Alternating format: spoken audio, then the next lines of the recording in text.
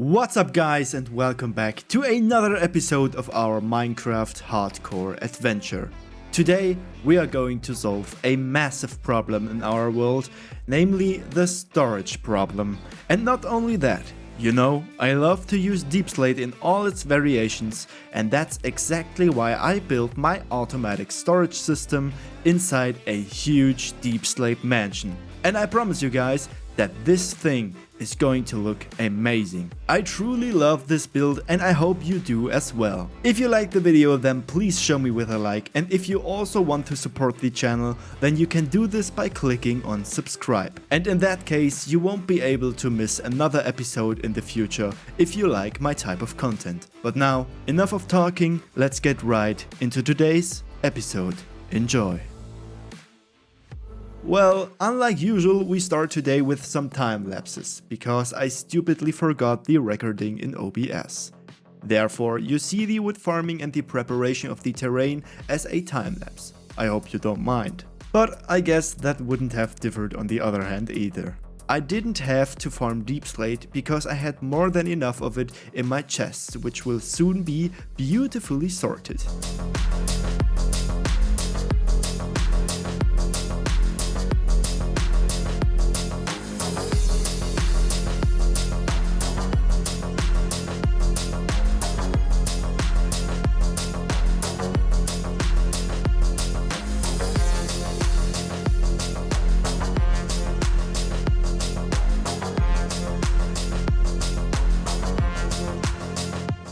And after everything was prepared, the building process of the mansion began. For the foundation, I once again decided to use the simple stone bricks to create a little contrast to the dark DEEPSLATE blocks.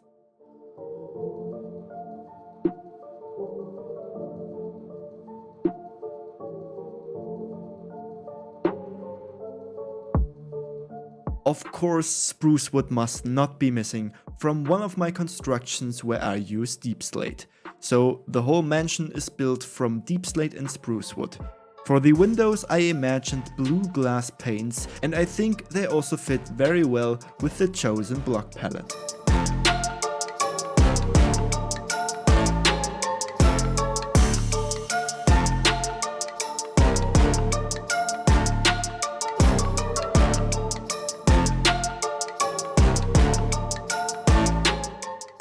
The mansion will consist of two floors. On the one hand, there is the storage system on the lower floor, where there is room for about 50 items, as well as some backup chests in the corridors.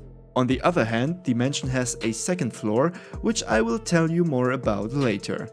There must also be space in the fundament, because there is a construction of water, glass and ice for transporting the items.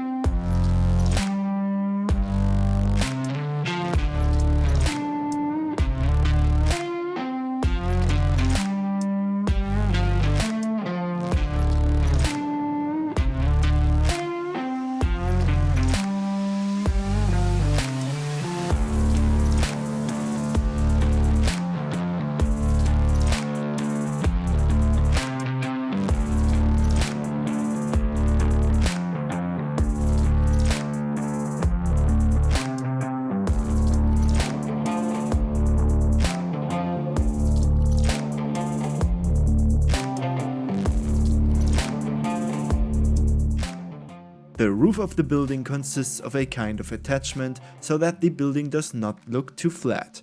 Later, I had the idea that we could build an ideal entrance for approaches with the elytra, which I unfortunately did not realize in this video, but maybe in the future.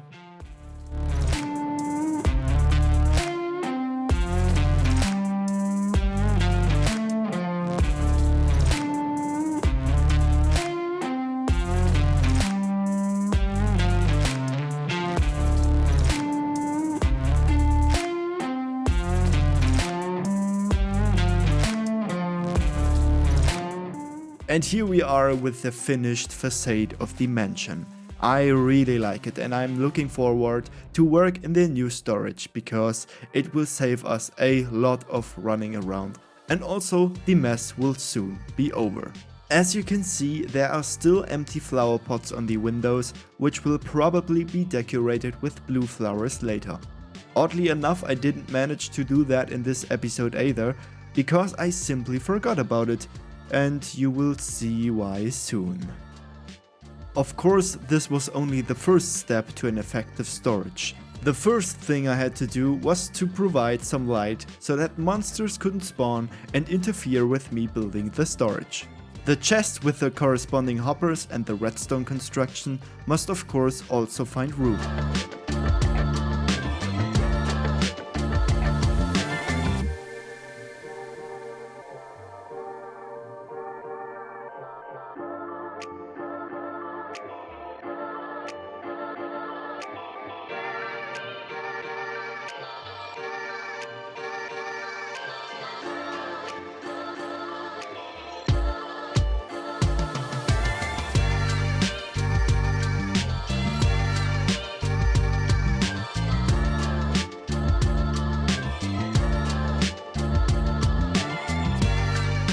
The storage system with the hoppers and the comparators should be common knowledge to the most of you. For the item transport, however, I decided against hoppers in order to maintain the performance. That's why there is a transport pipe made of water and ice at this point of the storage, and hopefully this also explains the glass tubes in the foundation of the building. The items are later loaded from a chest into a dropper, which shoots them into the water pipe with the help of 2 observers. To avoid ugly glass pipes in the storage, the items run under the floor and are transported back up with the help of soul sand, where they can pass through the next module. The whole thing continues until everything has been sorted, or the items for which there was no room are back in the chest. For the storage to be fully functional, we need appropriate filter items, which I renamed on the anvil until it broke. The filter items are necessary so that later the correct blocks are sorted.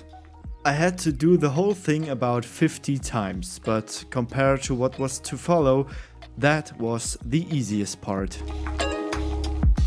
Next, I took care of the item frames. In order to immediately recognize which block is which chest, we need item frames, and they need a lot of leather for crafting, and leather comes only from cows, horses or llamas, and so you know what we unfortunately have to do. With the sacrifice of this last cow, I finished the search for leather. Now back home. And with the collected resources we can now craft all the necessary item frames, which can then of course be placed straight away. Now comes one of the most exhausting parts of the video, sorting all the items that are supposed to go into the storage. I had to choose a priority because our storage, as nice as it is, only serves temporary purposes. For our current needs it is good enough, but in the future I would like to build a storage that can hold all the items that you can get in the game. At least that's my plan for the future. In order to sort everything correctly, there must be at least 41 of the respective items in the hoppers. Furthermore, all hoppers must be filled before the system can be used at all, because items that would otherwise end up in the leftover chest are sorted somewhere where they don't belong. Did I just say that the sorting was the hardest part? Well, I was wrong, because that brings us to the worst part of the video. The redstone technique. It drove me crazy that I had to rebuild it so many times, and to top it all off, a lot of things went wrong. I think the scenes speak for themselves. I really had a lot of fun doing it, and I also looked at the footage and saw that the whole process took me about an hour, just the trial and error. But then finally everything worked out. I threw exactly 64 slabs into the system at this point and looked to see if those 64 slabs would arrive. Luckily they did, and the quick logout of the game shows how broken I was. There again one should say that Minecraft is not hard work.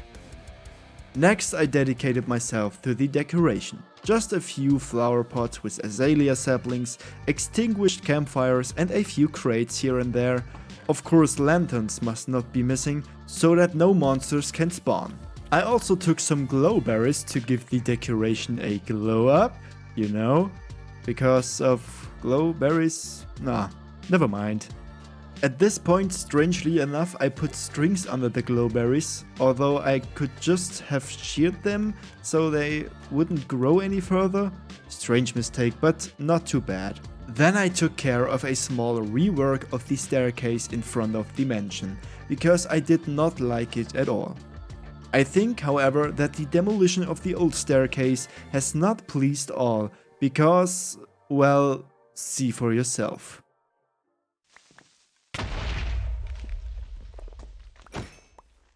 Either another cowardly attack on my life or a poorly conveyed criticism of my construction. Decide for yourself. The damage was quickly repaired and therefore not too bad at all. And here we start with the previously mentioned second floor. First I took care of an actual floor so that we can build properly.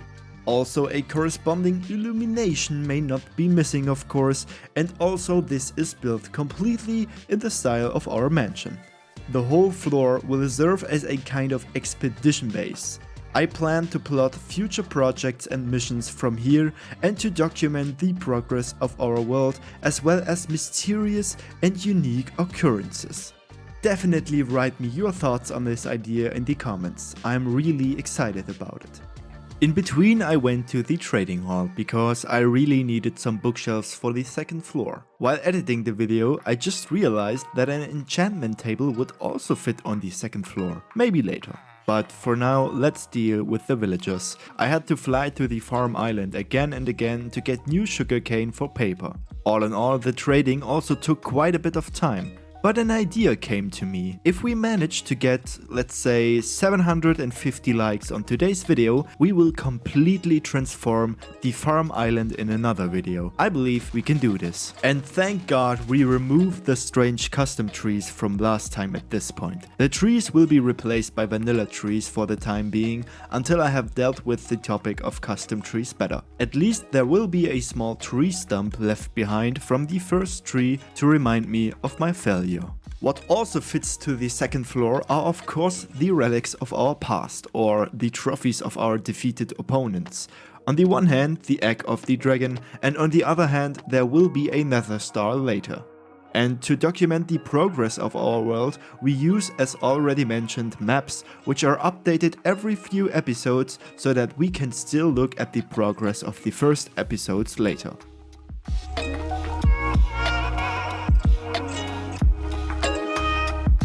Then followed the second part of the upper floor, for which I needed the traded bookshelves. Here comes a library which can also be enhanced by the new bookshelves of the 1.20 update. The corner with the books should become very cozy, so I added a little deco. Among other things, of course, lanterns, as well as a cozy sofa with plants for relaxing reading the literary works of our world. If you're wondering what the lectern in the middle of the library is all about, we'll come back to that in a moment.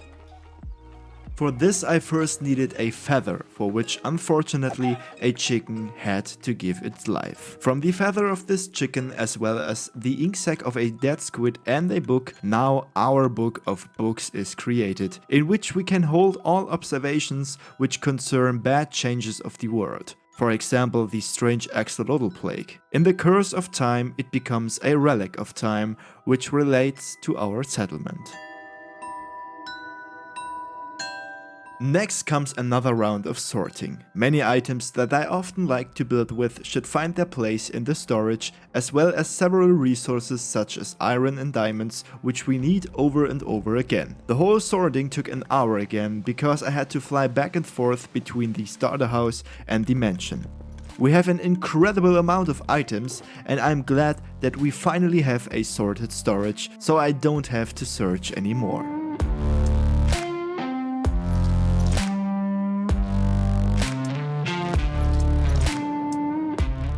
As I said, the whole storage is only temporary. There is not enough room for all items, which is why the corridors should also be used. These chests in the corridors are still sorted in the classic way, but marked with signs so that everything is properly. What do you think about the storage? Do you like it? I am so happy that we now have something like this in our world.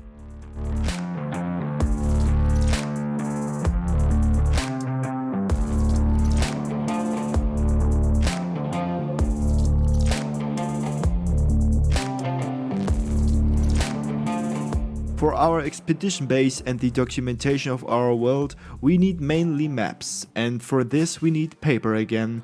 Paper can be found on the farm island again, and we have enough redstone and iron in our storage. Together with a cartography table we started. With the elytra, creating the maps was a breeze. I got everything built so far onto the maps, at least what was in our starter area. Finally, the maps only had to be put into the frames, and we are done with the first big world map.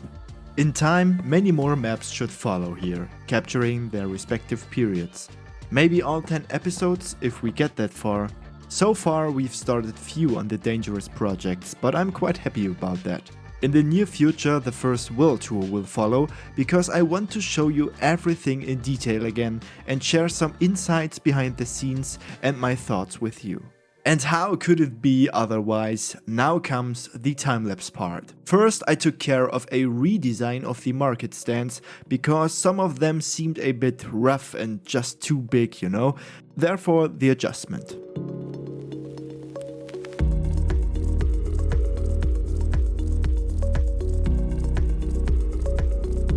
The second upgrade is to the sheep hotel from the last episode. The whole terrain was pretty empty overall, so I tried to keep it themed with bright plants and occasional piles of wool for sale. I am very happy with how it turned out, and the bright purple and pink plants along with the azalea leaves really fit in nicely with the area.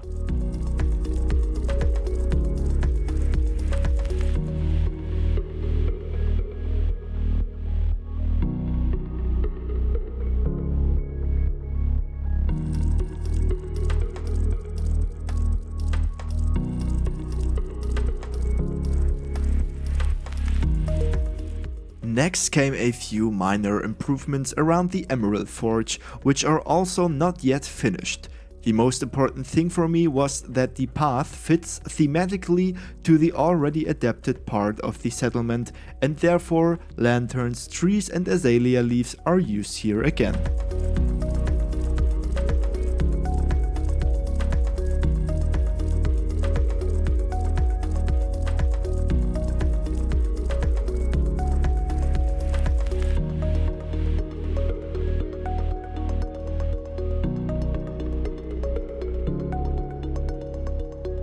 The last project I'm tackling today is a small upgrade for the starter house area. This includes a small dock for fishing, as well as an enlargement of the animal enclosure so that the cows and sheep can breathe again. In addition, there is of course again the decoration for all the paths with azalea leaves and lanterns. Finally, I removed our small lava farm, which in the future will rather find place in the mansion. This area was especially important to me because I had not taken care of our little house very well so far.